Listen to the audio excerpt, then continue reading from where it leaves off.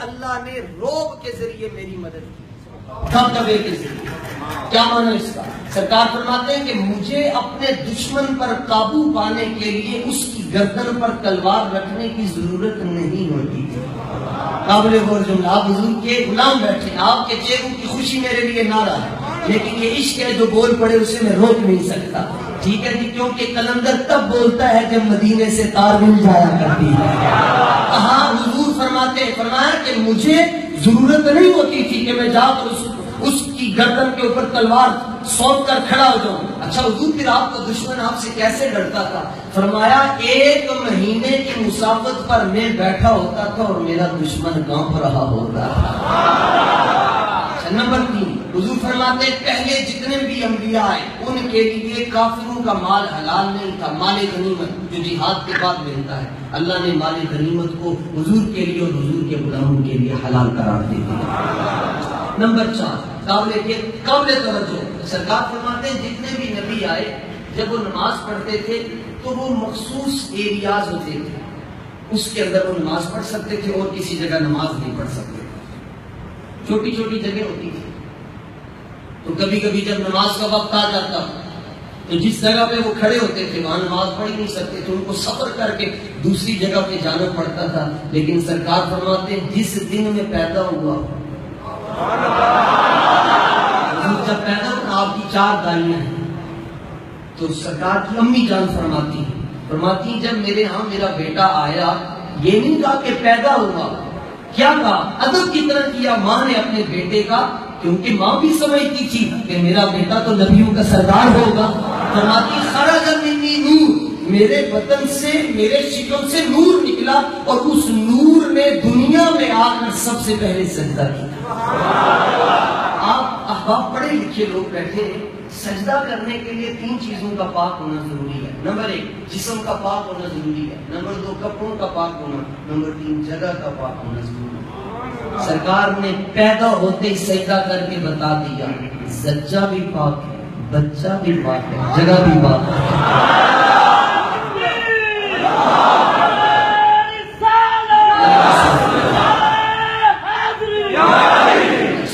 کیسے؟ آپ کی جو دائیاں تھی آپ کو غسل دینے کے لیے نا، آپ کو غسل کی سعادت سے خود انہوں نے سعادت حاصل کرنی تھی، تو ہاتھ بڑھایا تو آواز آئی اپنے ہاتھ پیچھے کر دو. کس کو غسل دے رہی ہو؟ اس کو دے رہی ہو جس کو دیکھنے والے گناہوں سے پاک ہو جائیں گے. پھر سیدہ فرماتی ہیں، فرمایا کہ جب میرا بیٹا پیدا ہوا خاتم النبیین، تو جب حضور نے آنکھ کھولی تو میں کیا دیکھتی ہوں کہ اللہ نے ما زاغ البصر کا کجلا آنکھوں میں پہلے ہی لگا کے بھیجا ہوا ہے. پیدا ہوتے ہی سجدہ کر کے حضور نے فرمایا. سرکار فرماتے ہیں کہ پوری روئے زمین کی جو پوری روئے زمین اللہ نے مجھ محمد کے لیے اس کو مسجد بنا دیا. فرمایا میرے گناہوں کو جہاں بھی نماز کا وقت آئے وہ نماز ادا کر لیں تو ان کی نماز مقبول ہو جائے گی. نمبر 5 سرکار فرماتے ہیں ہر نبی اپنی قوم کے لیے رسول بن کر آئے. حضرت موسیٰ بنی اسرائیل کے اس طرح فرمایا ہر نبی اپنی قوم کے لیے رسول بن کر آیا ہے، مگر میں قوم کے لیے نہیں ساری خدائی کے لیے رسول بن کر آیا.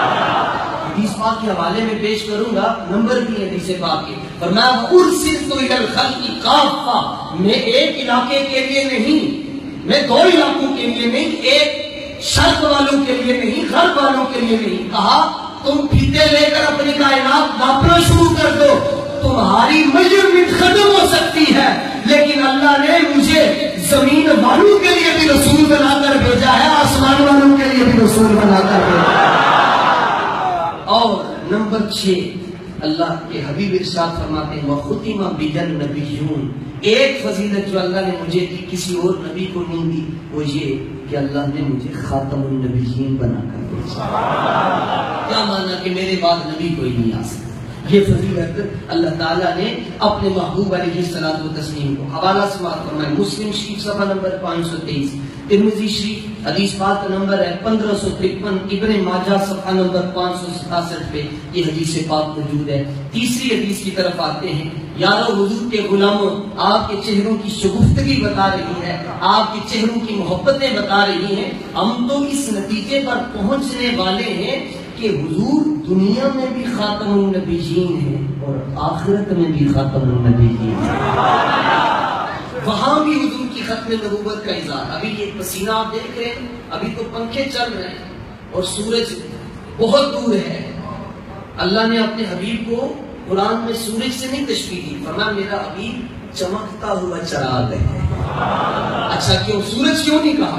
محققین لکھتے ہیں کہا سورج بڑا دور ہے اور حضور تو ہر غلام کے قریب رہتے ہیں, ہر غلام کے سینے میں رہتے ہیں. بلکہ ہم تو یوں بھی کہتے ہیں اے جنت ہم مانتے ہیں کہ تجھ میں حور و قصور رہتے ہیں, لیکن کبھی ہمارے مقدر کو بھی دیکھنا کیونکہ ہمارے سینوں میں حضور رہتے ہیں.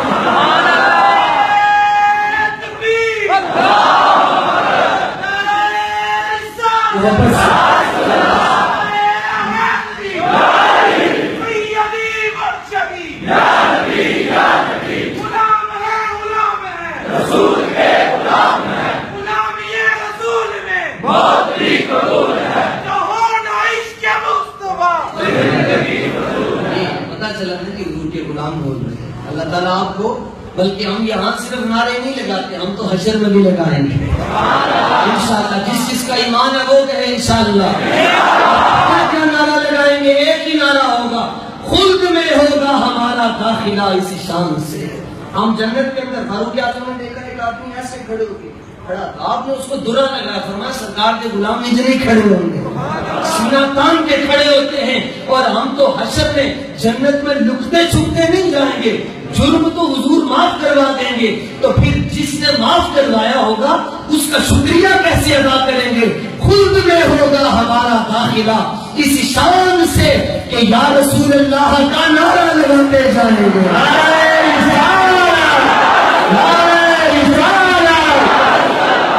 حضور نبی پاک صلی اللہ علیہ وسلم کی ختم نبوت کی شان کا اظہار عالم محشر میں یوں ہوگا.